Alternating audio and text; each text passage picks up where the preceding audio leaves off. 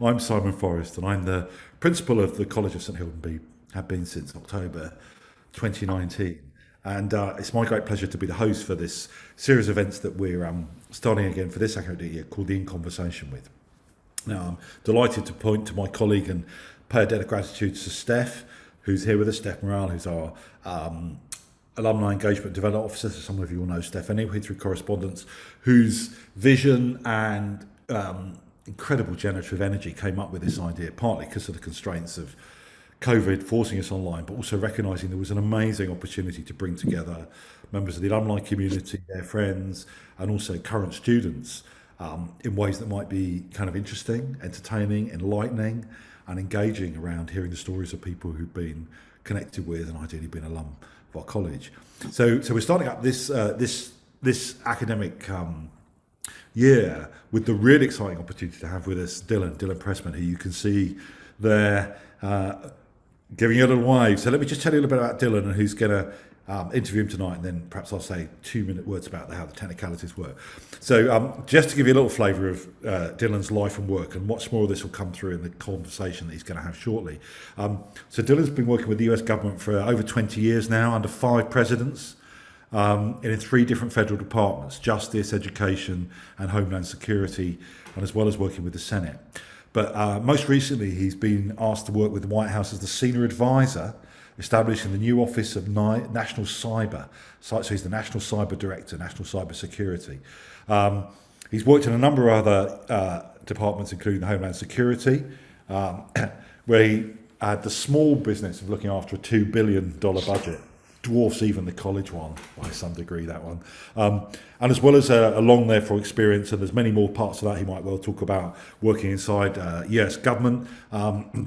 He also spent some time working on programs with the Department of Justice about improving after school programs in high crime neighbourhoods, and I'm hoping that's something you will get to hear about tonight. Just to say, all of that comes from many moons ago. I know he just looks too young for this to be true, doesn't it? Dylan was an undergraduate with us way back in the 90s. We did a BA in Middle Eastern Affairs, has a Master's in Science and Government Leadership from the National Defence University, and in Public Policy from UCLA. So that's a little flavour of Dylan. What an eminent and extraordinary person to have with us, Dylan. We are delighted.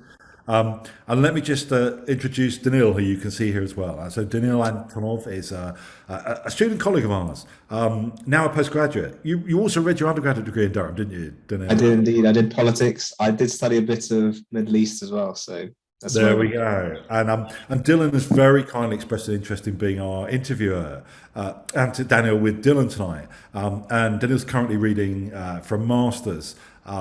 Say a little bit about that, Daniel. What exactly are you working on in the Masters program at the moment?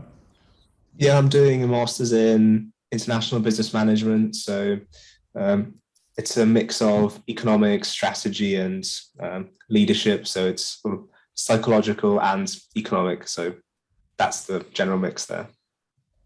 Okay, that's great. Thank you so much. So thanks again for Dylan for giving his time to us this evening, or afternoon as it is over there in Washington, and Danil for coming forward. It's no small matter, is it, not to put yourself forward as a student to do this kind of thing. And how we intend to work then over the next 55 minutes or so is that in a moment I'll just sit back and shut up and enjoy the conversation that Danil's going to lead with Dylan. I hope for us all, educating, kind of informative tour of some of the issues that Dylan works on, some of his experiences, some of the stories he might tell us about that, and perhaps a few memories of college thrown in there.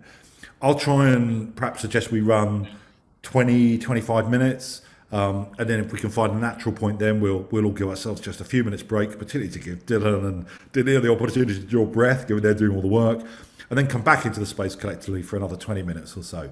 I can't promise we'll get a space to open up for Q&As, but if we think there is, we might do that by just inviting you to pop things in the chat. The only housekeeping suggestion is I think everybody's got it. We've been doing this long enough now, is to pop yourselves on mute if that's okay. I think that helps with the reverb and the feedback. In my case, it'll also mean you won't hear the dog whining at me, if that's what he chooses to do shortly. And if there are any technical difficulties, either particularly for Dylan or Dylan, we'll just kind of hold fire and let them come back into the picture. So hope that's okay with everybody. It's therefore with a great pleasure that I'm going to hand over and let Dylan, you lead us off into In Conversation with Dylan Presman. Thank you, Mr. Forrest. Yeah, thanks everyone for joining us. So I think at the start, I'll just ask Dylan to talk about a bit about his time at Durham. So would you want to talk about sort of the societies you're a part of and sort of any fond memories from those early years? Sure, yeah, it's a long time ago, Daniel, so it's hard for me to remember way back then. No, but Durham was a rich experience, um, and it's something we're really lucky. The student community of Durham are really lucky. There's just so many opportunities, and I would really encourage people to get involved. I was very involved during my time at Durham. I did rowing and a lot of drinking, of course, but also, there was a time when I was president of the JSOC, the Jewish Society, and president of the Palestinian Society at the same time, which made me a little bit unique in that context. I did a lot of work with Oxfam, much to the annoyance of Hilton Bede students. We took over the dining room one day and donated all their meal funding to third world development, to hungry people in the third world. So the JC, remember, there's just so many opportunities at Durham, and that's the thing. We have such classy, such high class educational, professors and there's always people coming through. I remember who was then the Prince of Jordan coming through, having an opportunity to meet him. He's obviously now King Abdullah. My time with Durham was a time of richness, and people like Liz.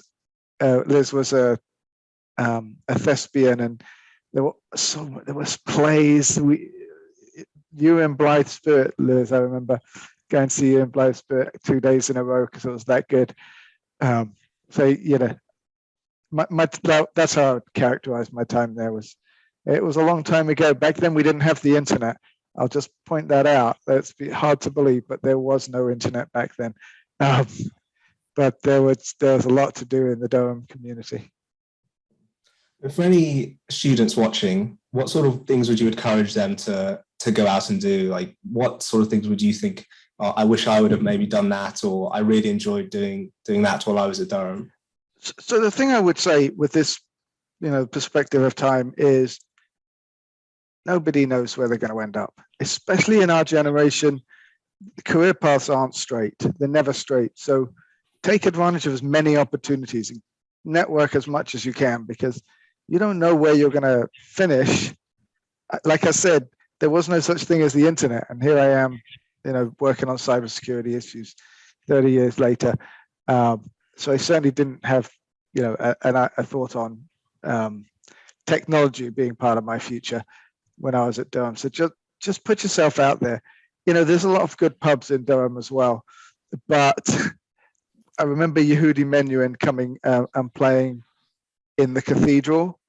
When are you going to get that kind of opportunity again? It's possible people don't remember who Yehudi Menuhin. He was a really famous violinist back then. But I remember going to listen to the Archbishop give the Easter sermon in the cathedral. Just take advantage of those opportunities. When you see a flyer pinned to a wall, or these days it's probably an email, and you're like, it's Sunday morning, I'd kind of like to stay in bed. Just get up, put your socks on, and go on down there, because in 5 years' time you'll be in a different place, and you'll have missed out on that richness. Yeah, thanks for that. And in terms of students who are towards the end of their time or in their final year and are a bit hesitant on, they've enjoyed the student life, but they're hesitant on what they want to do next. So what sort of advice would you give them about taking that first leap, or the first step out of university? So it's a terrifying step, right? No, there's just no question about it. It's going to be frightening, and you're thinking, oh my God, I don't know where I want to end up, because all of society and our parents and all that, they kind of expect an answer when they ask you, what do you want to do next? And you don't know what that answer is. You want to keep yourself general. You know, it's great. Oh, hi Lee. It's great to be a specialist, but it is also, as I was kind of trying to articulate before, like we don't know where we're going to end up. So give yourself broad opportunities. International business, Daniil, which is you're into. Yeah. You're looking into. There's so many ways you can go from that. So getting yourself a generalist structure around your specialism is you know, the way of the future, because careers aren't straight paths anymore. People don't go work for GM and stay there for 50 years. You know, these days you may start off in an academic setting and then end up in a political setting and then a think tank and then jump to to the private sector and vice versa. So be broad, think broad, keep your options open. Don't don't close doors. And for those who are possibly thinking about working for the government, so why would you encourage people to work for the government? So what's in it for them? So let me talk about how I got to the government. I came out of Durham. I went to California, which is where my girlfriend lived at the time, now my wife. And I was, from my experience at Durham, I was really wanted to be involved in the policy, in making the world a better place, specifically. I, had been involved in all these social activism work at Durham, and I really wanted to, how can I make the world a better place? And so my first professional job, actually my first job, was in a sweatshop, packing boxes in a sweatshop. I came to America in the middle of a recession, and I took the first job like you do.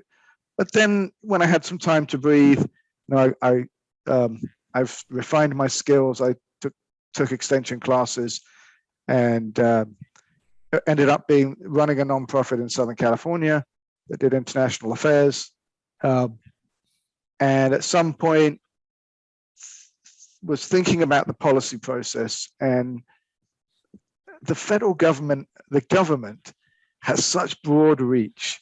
It's just astounding. So my first job in the federal government, I was a grants manager, and I had a portfolio of nearly $500 million in grants to citizens Southern America, mainly Arkansas in the South. And I say that just because if you think about in the private sector, a $500 million portfolio, that's probably comes with a corner office and a big title. But in the government, the breadth is just so vast, and it touches so much. You really feel the opportunity, feel the reality of changing lives and moving the world forward. It's a wonderfully exciting place to work. There's so much going on. Like I said, I came here. I actually came to DC. Honestly, I came thinking I was only going to stay for 2 years, so I could understand better how the government interacted with localities in terms of policy. But there's just so much going on here that I've never managed to get out of here. We never sold our house back where we came from, California, because we thought we were coming back, and that was 25 years ago. So that's the allure of the government. You're not going. It's not sexy, and you're not going to get the big corner office or the huge bucks. But you are making a difference. You are impacting real people's lives. And I was talking with you, Daniil, about this yesterday. About one of the I was a project manager at one point for a program that was designed to improve after-school programs in high-crime neighborhoods around the issue of juvenile crime and victimizations. We noticed that juvenile crime and victimization peaks in the after-school hours in violent neighborhoods. It's not rocket science, right? The kids come home from school, their parents are still working, they're probably working, we're talking about single parents working 1 or 2 jobs, long hours, and the kids are left on their own and they get into trouble. So we put together a program to try and address that. And we started off when I was program manager as piloting that program. We had something like $20 million, and we had sites in 16, we had 16 individual sites in 7 of the highest crime neighborhoods in America, highest violent crime neighborhoods in America. the program was very successful, very effective. You got the kids off the streets. They weren't getting victimized. And we had a researcher as part of the project who tracked individual crime, individual cases. And it was very successful. And the next year, it became a $500 million program spread across the entire country.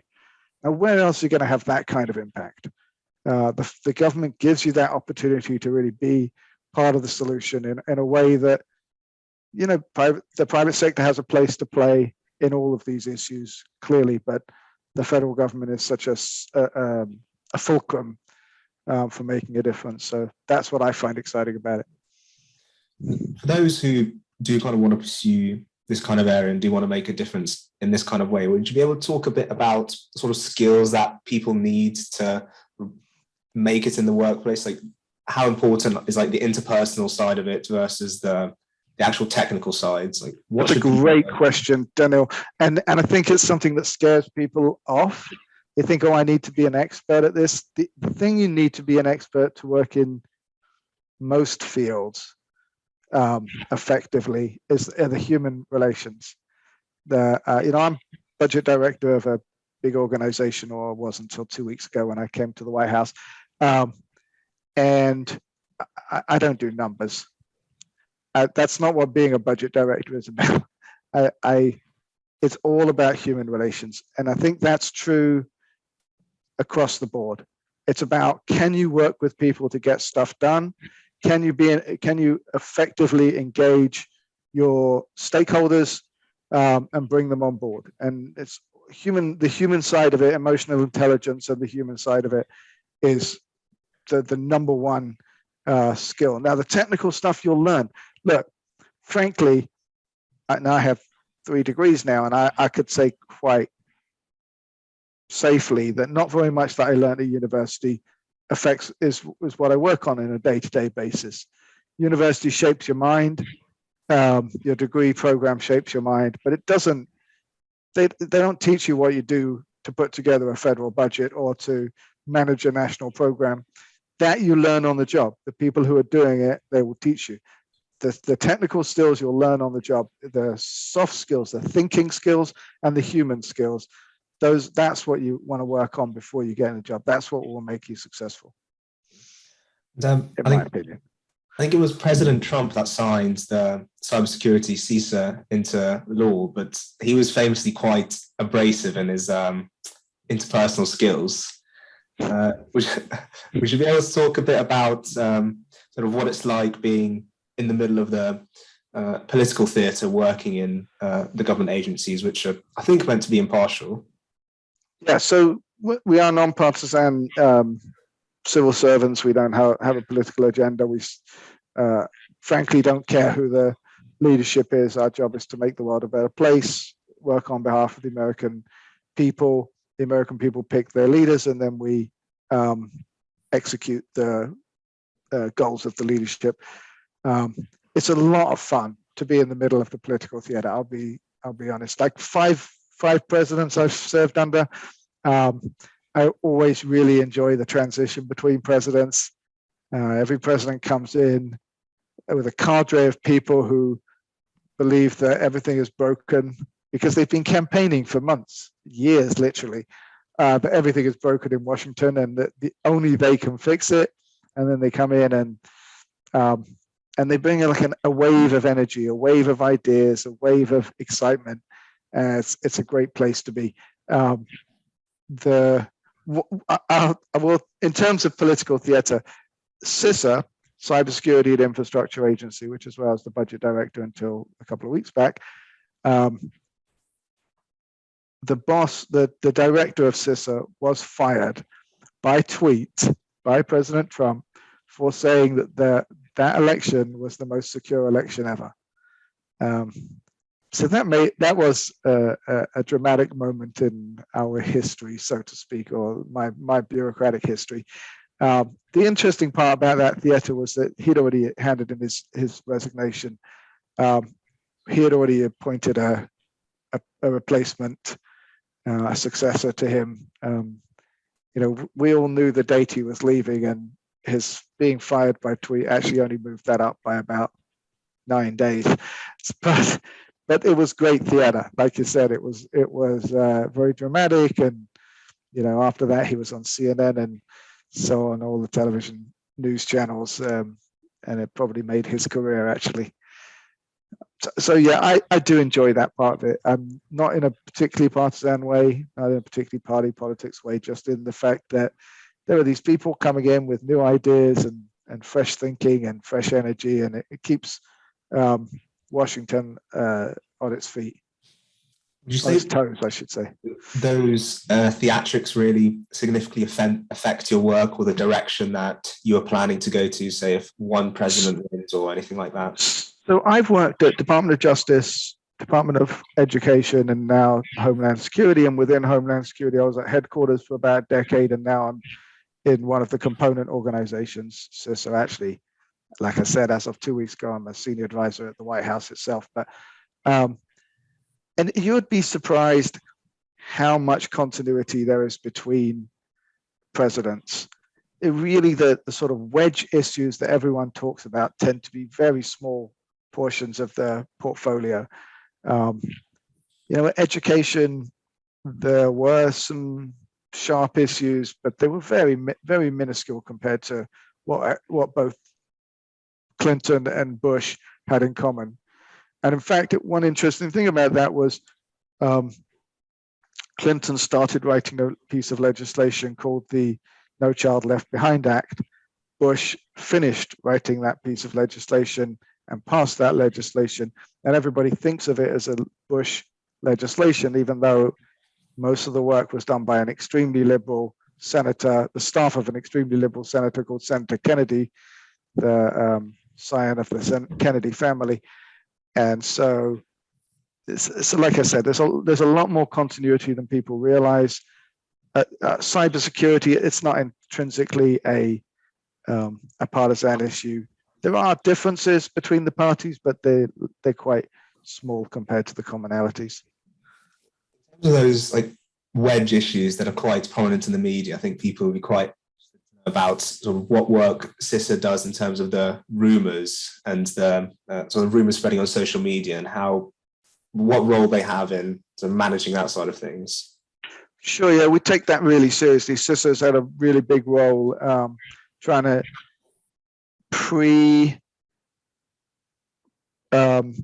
pre-place information in the public domain regarding what we call disinformation, misinformation, and malinformation. 3 different types of ways that the bad guys screw up our heads, so to speak. So there is Rumor Central, which is a website and tries to get out in front of rumors, and that especially in the time of the period preceding and post just after the election, was a very important tool for journalists in particular. Then there are sort of innovative ways that the CISA is trying to get the message out or messages out. We started a manga magazine for young people. We have a team, not me, but we have a team of clever, innovative folks who are out there trying to think about how do we pre-position information so that people are, what we like to say, inoculated against it, and that's pre-pandemic language, funnily enough. So yeah, that's a big role that we're playing. And in terms of just going back to those interpersonal skills, I think you worked as a liaison with the Congress. Would you be able to talk a bit about sort of the stories and the experiences you had and sort of dealing with the political side of things and the advisory councils? Sure. So the one thing to remember is a couple of things. One is congressional members are far too busy to understand anything that goes into an Appropriations Act. So in America, the budget acts are called Appropriations Acts. And the Congress people, they're a huge piece of legislation that passed every year to keep the government going and fund the programs of government. And the individual members are much too busy to understand the details in there, and it's down to the staff. And the one thing, I did a public policy degree at UCLA, and they talked about all the theories of how policy gets made, and the one thing they missed out was that the people on the people who are writing legislation are people just like you and I, and they're human beings, and there's the human function is one of the most missed aspects of government. So, for example, I'll give you an example. When we were negotiating our bill between the House and the Senate, there were 250 items that had to be negotiated before we could get the bill in a shape that members could take a look at it.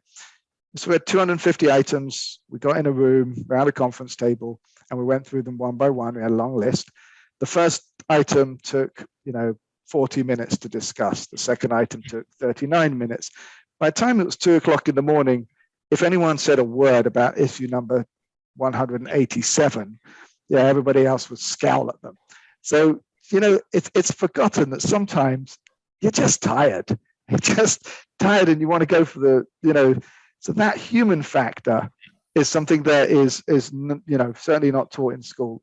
That people do well with, people do poorly when they have poor human interpersonal skills. The abrasive people don't last very long on the Hill. Staff-wise, I mean, the very partisan people don't last very well on the Hill in Congress because the halls of power, they're all people. And so here's an example. When we were in that middle of that negotiations, there was a small piece of legislation. Had been a small, what we call a rider, which is just a couple of sentences put into our act that said women would be allowed to breastfeed on federal property. It was put in by a congresswoman called Connie Morella. She was a Republican from the House. She was a very liberal Republican, and she didn't have a lot of support within her own caucus. The House Republicans were not inclined to support this rider. The Democratic House members, therefore, also weren't inclined to support it. And because the House Republicans were not interested, the Senate Republicans were not interested. And then I was on the minority side, the Democratic Senate side. And I had been in a situation where when my daughter was 9 months old, we had to be in a federal building for a long time. And eventually she got hungry and she needed to eat. And my wife was breastfeeding her, and the security guard came and told us that we weren't allowed to breastfeed on federal property and had to leave. And we'd been in line for about 4 hours and there was no chance we were leaving. So I had a real personal stake in this. And I said, there is no way this amendment is going down. We are passing this amendment. If I hadn't been in the room, and because I said that on the minority Senate side, the least engaged side of all four corners, the Republicans, the majority Senate, they didn't really want to have a fight with me about something that was sort of not really that important to them. So they went along with it. And because they went along with it, the House Republicans were embarrassed and they went along with it. And because they went along with it, the House Democrats went along with it. And it was only because of my personal experience. I had experienced that, and I took, this is something I'm going to make a stand on personally. And thereafter, the law of the land was that women were allowed to breastfeed in federal property. Had a different person been sitting in that seat, there's nothing political about what I did, nothing political at all. I was completely personal. And had another person been sitting in that seat, a different result would have happened. Apologize for being rather long-winded there, Daniil. You have to stop me when I get. That was quite an interesting story. So I appreciate it. I think people seem to be enjoying it as well, looking at the cameras as well. But I think we are halfway through now, so I think I'll pass it over to Mr. Forrest and any questions that people have. Thanks, Dylan. Yeah, I know. I'm the party pooper, right? Dylan's just really getting warmed up. Dylan, you're doing a great job. I hope people are enjoying this. I mean, how fascinating. There's nothing so interesting as hearing somebody who is in that space being able to talk about it in ways that are both kind of engaging, informative, because they got that kind of narrative quality, but also just helping us understand, Dylan, how it works, why it matters. So we're working you both really hard. So I'm going to suggest everybody, we've got 1 minute past the hour here on GMT. So how about we just take 5 minutes? Okay, let everybody sit back for 5, little comfort break, whatever you want to do, and come back. And if that's okay, then if you're happy to pick up again, then we'll run again for another 15, 20, see how we go. So thanks for so far, and I'll see you all at about 6 minutes past the hour. Look, welcome back, everybody. It's great to get back in this space. I'm so excited about this conversation. I don't want to disrupt it anymore. Let's go again. We're going to maybe see Daniil, how long you go with a few more questions, and as soon as you start to feel if we're easing down, then we'll see if we get to some space for anything to come through in the chat box. But back to you, Daniil. Floor's yours. Yeah, I was wondering if anyone has any questions, just feel free to put them in the chat, and I think I'll see if I can. Okay. And then maybe moderate. So yeah, if anyone wants to, feel free. Thank you. Yeah, there was you were mentioning a little bit about your like sort of educational work. That sounded quite interesting. Would you be able to just say a few things, or maybe tell a few stories about what working there was like, or if it was rewarding, or how? Department of Education. It was a lovely place to work. It was the issue that I was most passionate about at the time, and it also a lesson in you never know until you start there. Department of Education was like sitting on a big marshmallow. It was soft, it was sweet, but if you sat there too long, you just got stuck. I worked in an office with 11 people, and 7 of them had worked for more than 25 years in that office. And it was really well run. It was really well put together. It was just, everything was plain, was very smooth sailing, and I craved a bit more excitement. So that's what took me over to the Department of Homeland Security, which definitely was brand new at the time. I came there in 2009. It had been up and running for about 4 years at the time. And it was the opposite. It was complete chaos most of the time.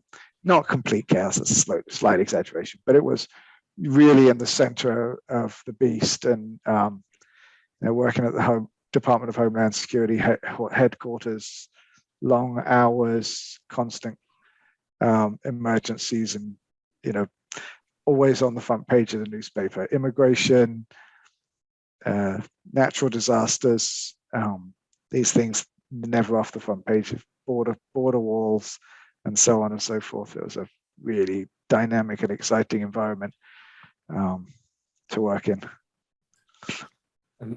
You say it appears like it's quite a hectic kind of thing. Like if you're in a workplace, maybe you sort of know your assignments the day before, but what you're describing in terms of like the new news that you're getting every day, sort of dealing with new variables, like how do you sort of adapt to that kind of like dynamic environment? It's absolutely about knowing what your boss's priorities are and using those as your compass, because there was just so much scrutiny on the Department of Homeland Security. Department of Homeland Security is about a $60 billion organization. Department of Defense is about a $700 billion organization. And by comparison, there are 52 committees in Congress that have jurisdiction over the Department of Defense. That's really close to $1 trillion organization, 52 committees with jurisdiction. Department of Homeland Security, which, as I said, was a $60 billion organization, had 134 committees with jurisdiction over them. It was so much scrutiny because it was new, and it was combined from a number of different places, and it was an issue that everybody, or set of issues that everyone wanted to be involved in. So at the time when I first came to Department of Homeland Security, I was at Ledger Affairs. I was working on Ledger Affairs issues, mostly with the Appropriations Committee, mostly on the budget side with the Appropriations Committee. So there was a lot of masters with a lot of demands, and that's what kept the hours really long and the days really exciting. And it does seem like you're describing so many committees. It seems like it would be impossible for any one person to like track even a few of those, and especially like the technical side of things. Like, how important is it, like actually just knowing someone that's writing this? Or, like, again, like with the interpersonal skills, like is that side of it like very important? Yeah, absolutely. Because the only way you can get through that kind of crush is by people trusting your word. The most important thing in our world is to develop relationships with the key stakeholders of trusting relationships. You break your trust with them, then you've lost it. So, and I'll give you an example. So when I came to CISA, when I came to the organization where I was budget director of, at the time it was called MPPD, but it's now called CISA. When I came there, we had about a $1.2 billion budget.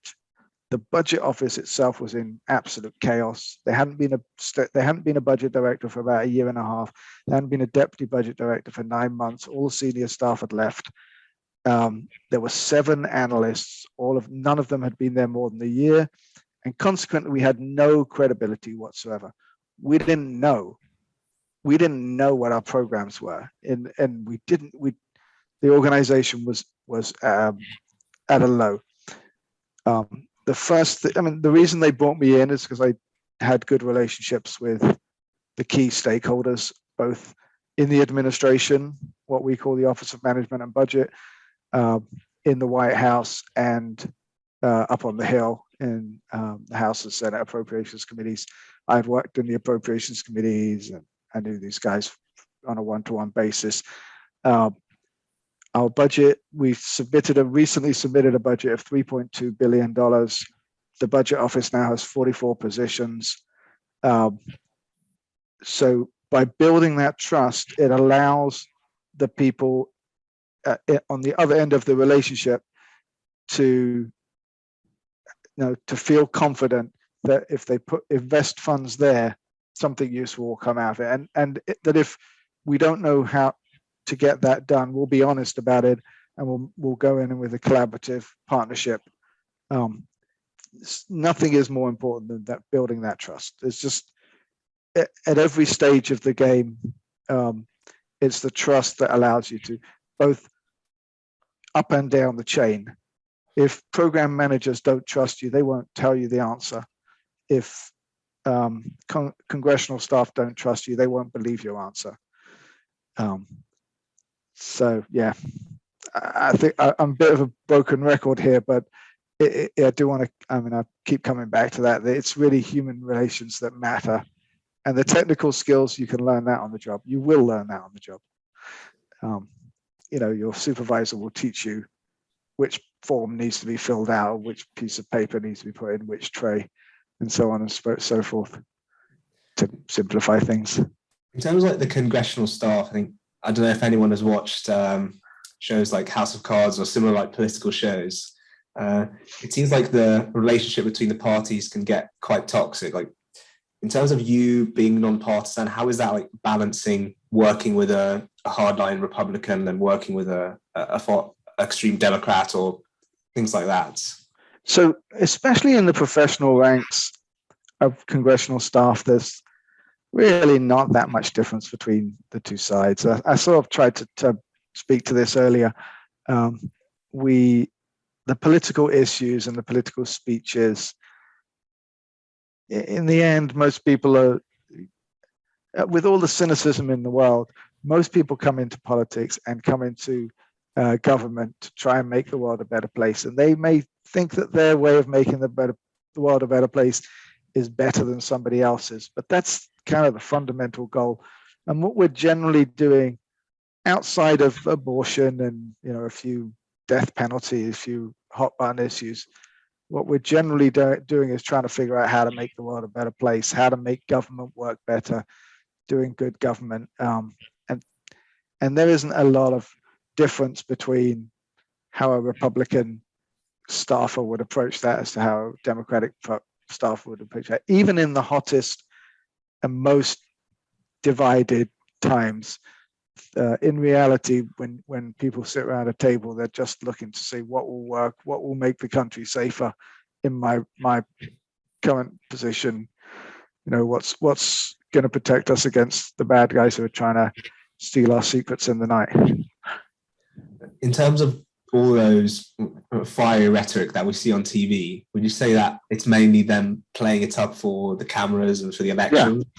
Yeah, they're political animals, and they have constituencies, and they have to raise a lot of money to get themselves elected, and so they have to make a lot of noise so people notice them and send them money, send them checks. But in the final analysis, which we in CISA are trying to stop the Chinese and the Russians and the Iranians and the North Koreans from hacking in, and this doesn't, it doesn't make any difference whether you're Republican or Democrat.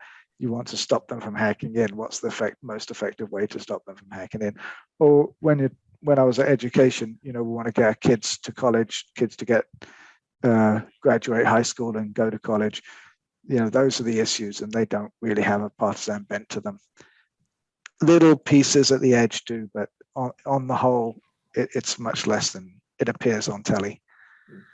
I don't know someone has raised their hand. I don't know if you want to just unmute yourself and ask the question. Hi, can you hear me? Yes, we can. I'm having some trouble with my micro. Okay. Hi, this is Matthias from Germany. I ran a little bit late, so I hope you haven't talked about what I wanted to ask now. You were just talking about the different party sides, and I was wondering, let's say from a German perspective, the last president was a little different from everybody else, and working within his administration was maybe sometimes hard for people. And since I'm working for the government myself, I always ask myself the question, how do you handle a situation like this? You're a public servant or a civil servant, and you're supposed to actually make the policy work out, but you don't take the political decisions. And if you're personally very opposed to it, how can you handle it? So I had exactly that situation. I had been working for years on immigration policy, borders and immigration for 2 presidents. And the new president came in, and it was very clear that this was not going to be business as usual on those issues, and I wasn't going to like it. So I moved. That's what I did. I said that I am not going to be in good conscience able to implement those policies. And that's why I came to be the budget director at cybersecurity, because cybersecurity is not one of those issues that there's heated debate about. And there are in some, like I said, little areas, but you have to, one, we're not here for our own benefit. We're here to make the world a better place by implementing the policies that the nation selects. And in very few cases, there are going to be issues that just transcend my ability to be non-political, and then I just have to make a choice about what I want to do with my life.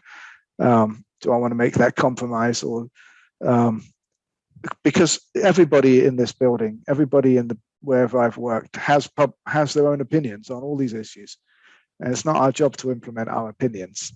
It's our job to implement the policy that's handed down by the nation through their elected officials.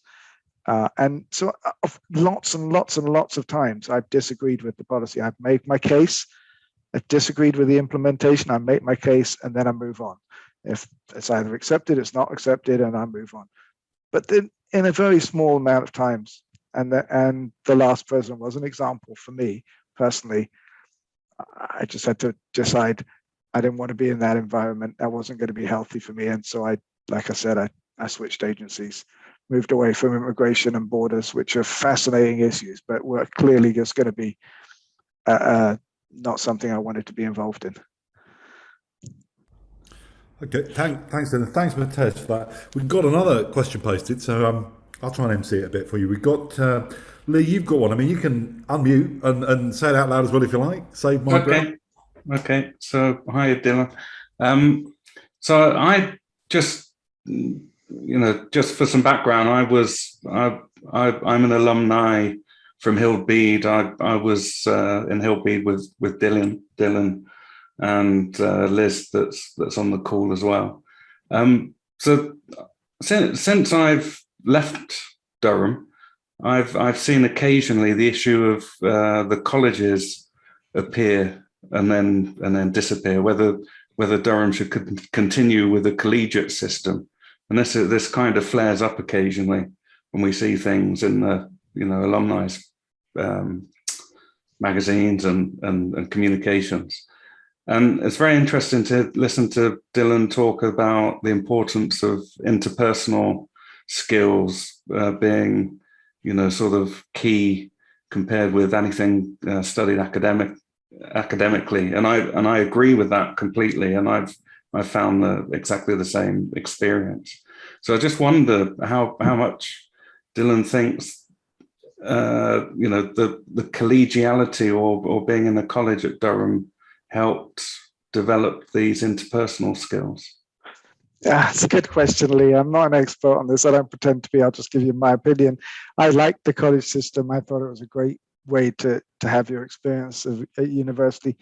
I have 3 degrees, and the two degrees that I did were totally different. UCLA is a massive university in the middle of a city, and I lived in my house because I was an adult at the time.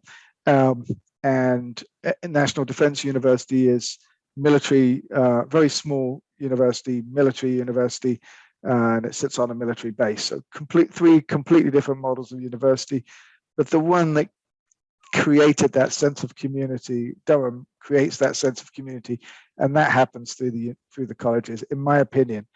That each college, they have different identities and different strengths. So I wouldn't trade it for the world. Also, I went to Hebrew University. I forgot about that in Jerusalem. That was a 4th university experience. But yeah, that's my opinion. But for what it's worth, I'm just another alumni. Thanks. I thought it was a great question, Lee, and a great answer, Dylan. I mean, there are a lot of people here who think it's really, really important for those reasons. And the breadth and diversity of community, I think that's the other thing that's a really interesting thing. And I don't know how much that's changed. It's become more of an institutional focus, of course, cut up in a set of different ways now. People tend to think much more about social demographics or socioeconomics and so on, cultural and ethnic diversity. When we would have talked about diversity differently 30 years ago, let alone 60 or 100 years ago, I think. But there's also something about size, I think, that's a really interesting reflection I just give you, which is that,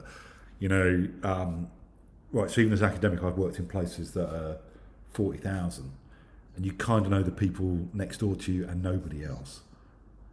And but you genuinely can know 400 people, a bit, and you can know enough of them really well. And I think that's a kind of interesting thing. Anyway, this isn't about what I think either, but I couldn't help. I kind of felt duty bound, right? A question about a college, and you put the principal there. And Lee, we're going nowhere, okay? That's my view. Over my dead body is how I put it. Look, we're getting quite near the end of our evening time. So I just want to make sure, Dylan, have you got anything else you want to ask? Because this is your opportunity. Do you want to come back in for maybe a last shot? I think I covered pretty much everything I wanted to, but if anyone else wants to ask anything, then feel free. Cool, yeah. So, okay. I mean, if that's okay, Dylan, let's just open up. We've got a couple of minutes, really. Probably a chance, golden shot for anybody who wants to come in there and ask something. Anybody got anything? Or reflection, equally? Hi. Hi, Jen. Yeah. Yeah, so I'm a computer science student, so I'm kind of quite interested in like the cybersecurity kind of view from CISA. And what do you think Western countries in general are doing enough these days in regards to cybersecurity threats from nation state actors such as Russia, China? I mean, China notoriously has these huge fundings, and I think recently opened a kind of university somewhere within China that is purely for cybersecurity skills. Do you think Western countries are doing enough to kind of counter? They're clearly not. The American government spends about $1 trillion a year on the military.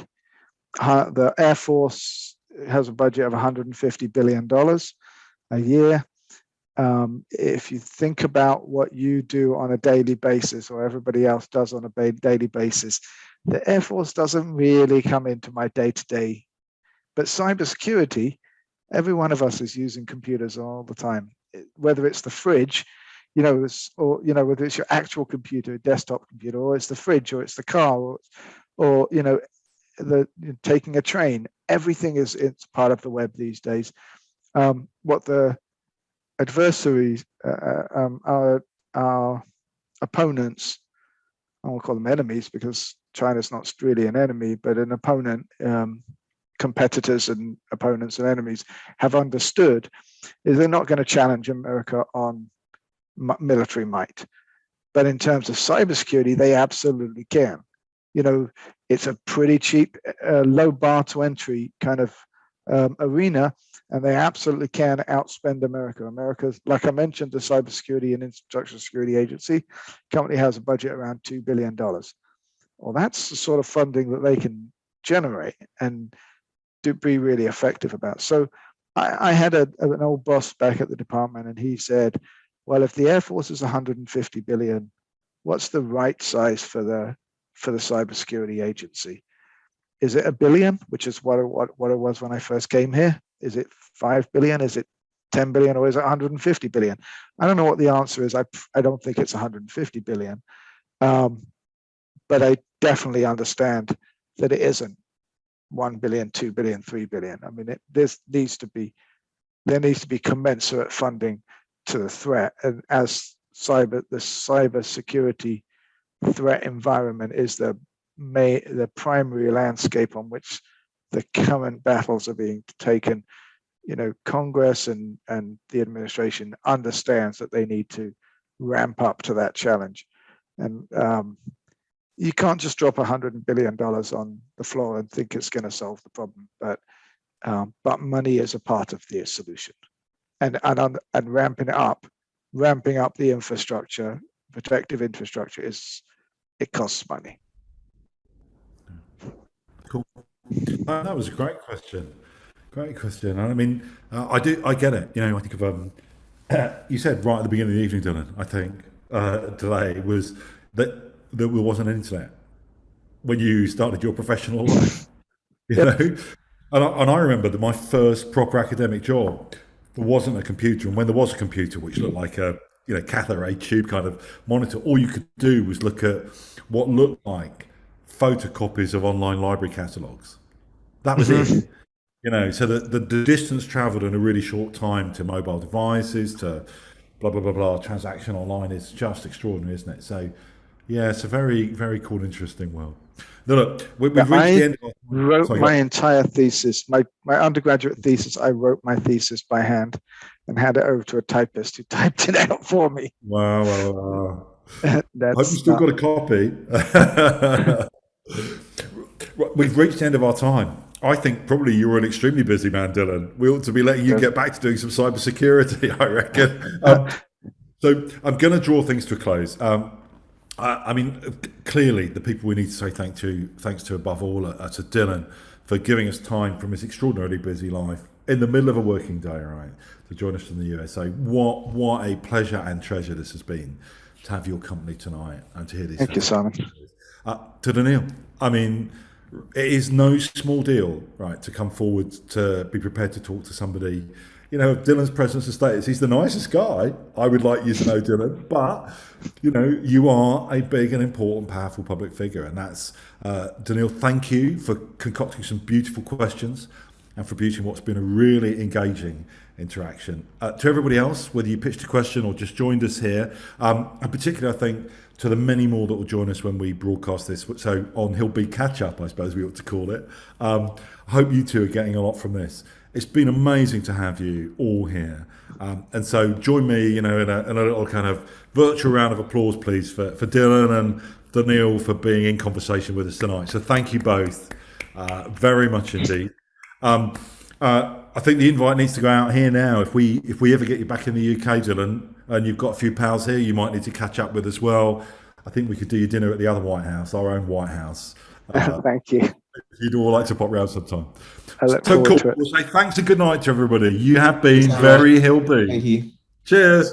Goodbye, everybody. Good night.